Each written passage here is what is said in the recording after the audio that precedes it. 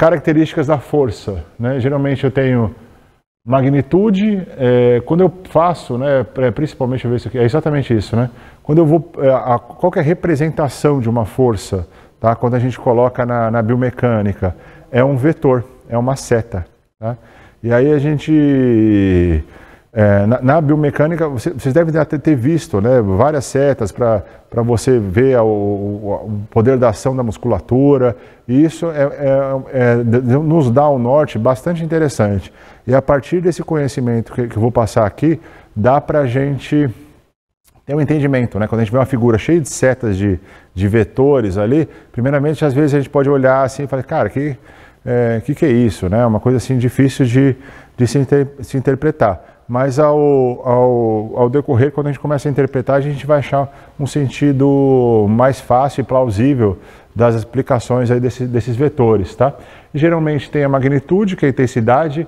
Quanto maior a seta, maior a intensidade, tá? Maior é a força representativa, né? A magnitude da intensidade da força.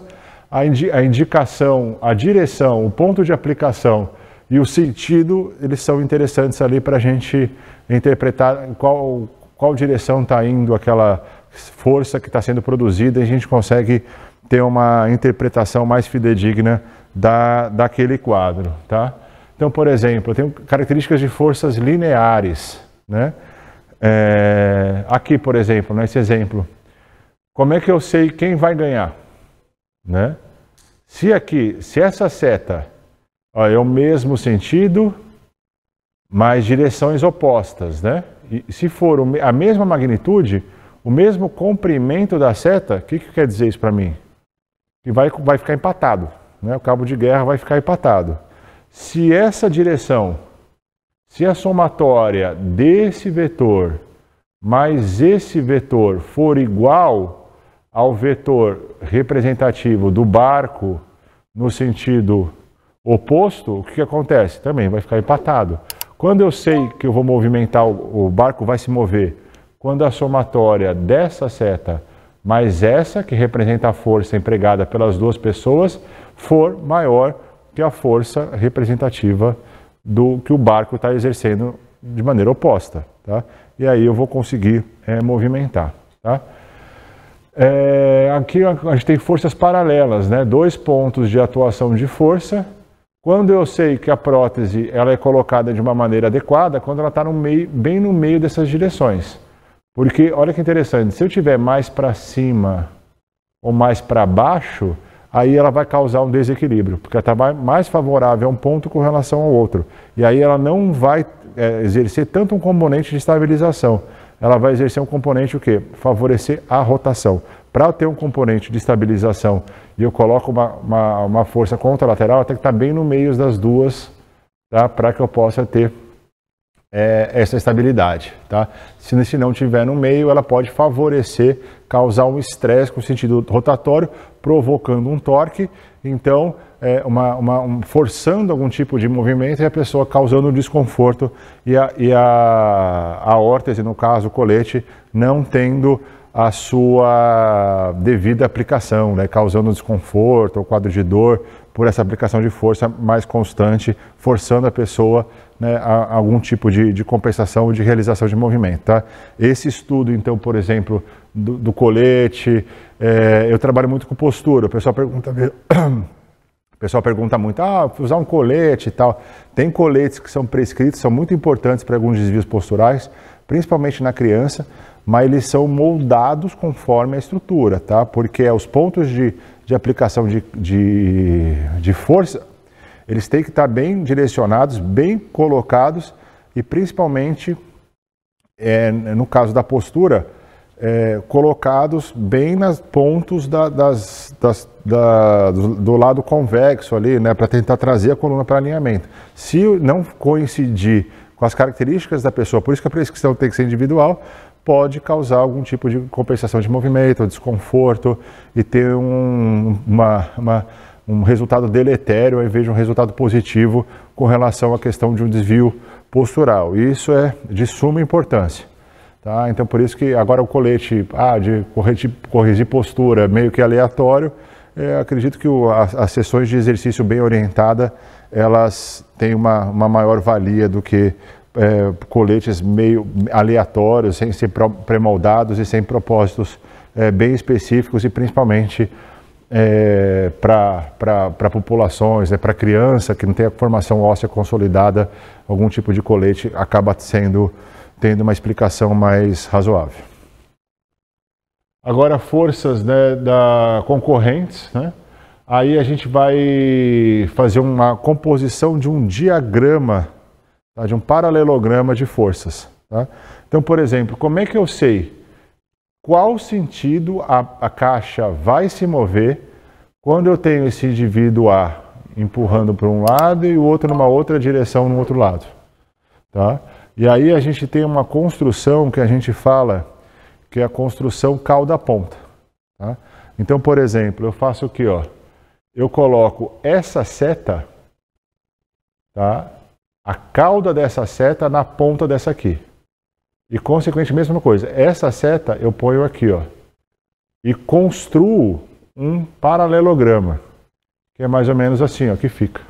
Com uma direção resultante de duas aplicações de força concorrente, aonde que vai resultar o movimento. Essas duas forças aplicadas nesses sentidos. Tá? Então, de novo, eu pego o tamanho dessa seta aqui e ponho aqui, ó, vai ficar maiorzão. O tamanho dessa seta aqui e ponho para cá. E aí fecho o paralelograma e desenho aonde que é a direção da força resultante. É assim que se realiza essa montagem. Tá? Olha que interessante, a mesma coisa. Tá? Eu tenho a figura do deltoide, deltoide anterior, deltoide posterior, deltoide médio. Fiz a direção das setas, pego uma, coloco sobre a outra, coloco a direção do deltoide médio, coloco a resultante de força para qual direção vai. Tá?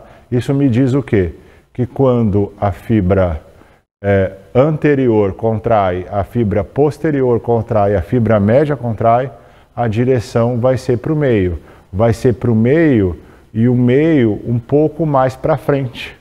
Por quê? Porque a direção da seta anterior é maior, a seta anterior é maior que a seta posterior. Então, quando todas se elevam, eu tenho uma tendência de meu braço ir um pouco para frente, mais relacionado a uma postura até quando todas as fibras do deltoide se contraem, eu tenho uma tendência de ir um pouco para frente, para a diagonal, que é a postura semelhante à postura do plano escapular. Tá? Então é mais ou menos isso que eu faço para ver o resultante dessas forças combinadas da parte anterior e a parte posterior do meu deltoide. Mesma coisa do trapézio, tá? Quando eu observo quando eu tenho contração das 3 fibras do trapézio, qual é o sentido do meu trabalho? Qual é o sentido do meu trapézio? Qual é o sentido da atuação dos 3 trapézios? É no sentido para o centro. Tá? Nesse sentido para cá, está um pouco apagado, tá? Mas eu completei o sentido das minhas fibras musculares e fiz a resultante dessa com essa com essa. Juntei, fiz como se fosse uma continuidade da fibra média, muito parecido com aqui, ó. Tá? Quando eu quero traçar uma seta, eu sempre ponho das 2 áreas de conexão, tá? Das 2 pontas de um músculo. Eu tenho que fazer esse preenchimento. Então, eu coloquei uma seta nas 2 pontas do deltoide anterior, 2 pontas do deltoide posterior, no sentido da movimentação, de qual parte vai se movimentar. Da parte móvel é a direção da seta, onde que eu faço o Vzinho da seta, é para onde que vai movimentar. Então, da parte geralmente mais móvel que vai em direção a mais fixa. E aí eu complemento, inverto uma seta com a outra e vejo a distância. A mesma coisa aqui, ó, tá? Então, completei aqui deltoide fibra média, superior e inferior. Daí, completei a superior, eu coloco a distância da flecha na inferior coloco aqui em cima. E aí eu traço, a partir do meio, o resultante da onde que vai gerar movimento. Então, de novo, a contração das 3 fibras do trapézio vai me resultar no quê? Vai me resultar na adução horizontal. Então, quando eu faço adução, faço esse movimento de retração de ombros, eu estou trabalhando o trapézio como um todo. Tá? E a coisa muito interessante, quando eu faço quando eu faço remada, eu atrapalho o trapézio, as 3 partes do trapézio. Lógico que o mais ênfase é o trapézio médio, mas o trapézio inferior e o trapézio médio também participa. Quando eu faço elevação lateral, as 3 cabeças do deltoide participam. Tá? Lógico que a cabeça anterior e a média participam mais, mas posterior também abduz. Tá? Isso é importante a gente saber.